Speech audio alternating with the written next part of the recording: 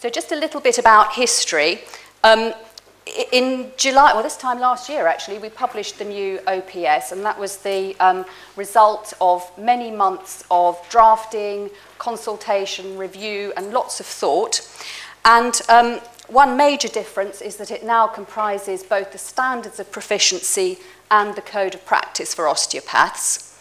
It comes into force on the 1st of September, not long now, but the existing documents remain in force until the 31st of August. So what's new? As I've said, code and standards brought together into the one document, which Alison held up just now. We've arranged the different standards into 4 key themes. And very importantly, I think, we've separated the standards from the guidance, and I'll show you a bit later how that actually works. And then there are specific changes to the standards of proficiency, which, if you're interested, are set out at page 28. So, as I said, 4 key themes. Those are what they are. And the largest of them is professionalism. And I think that's actually very appropriate that professionalism should be the largest in terms of what we've tried to do in the document as a whole and the sort of philosophy that's been behind it, which is to give osteopaths more autonomy in their practice.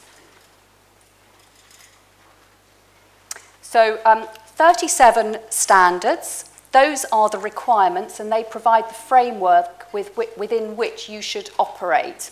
And there is actually a list of the standards, they're just taken out of the OPS, a list of the standards on their own. I think it's right behind the slides, my slides in your pack. Then we've also given you separately guidance, and this is about how you can meet the standards. And the idea there is that, as I said, we've tried to give you more autonomy, and this should be a flexible and individual approach to your practice. So what I've done here is to try and give you a comparison between the old and the new. So from the current code of practice, just picking out communicating with patients and relationships with colleagues, you can see, and I know most of you will be familiar with this anyway, it's a sort of narrative and standards and guidance all put in together. And then those 2 particular sections become this. Work in partnership with patients to find the best treatment for them. That's the standard. And then separately from that is the guidance. And that's about, these are not things that you have to meet. That's the non-negotiable bit on the left. But this is about suggestions about how you can achieve that.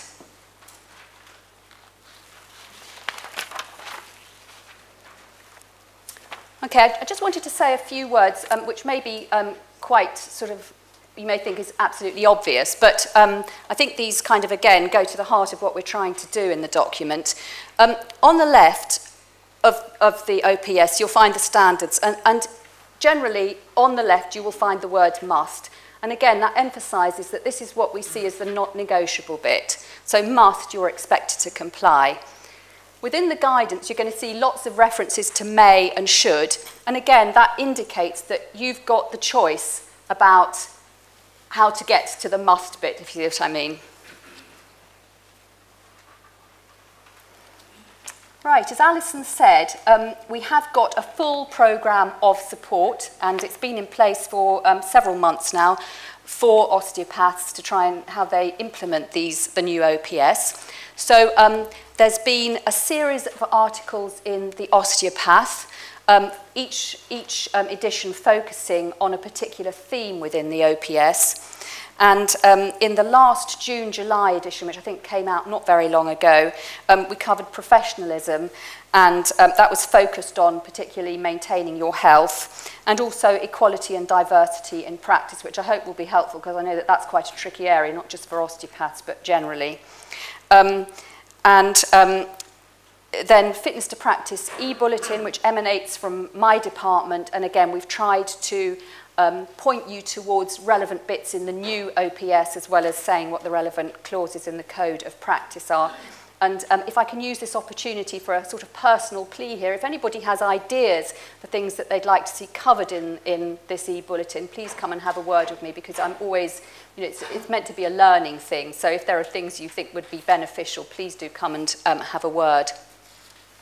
Then on the ozone, which as registered osteopaths you all have access to, there's going to be lots of interactive learning. And I know that there's a quiz up there. I don't know if anyone's had the chance to try that out. Then we've also got some supplementary guidance coming.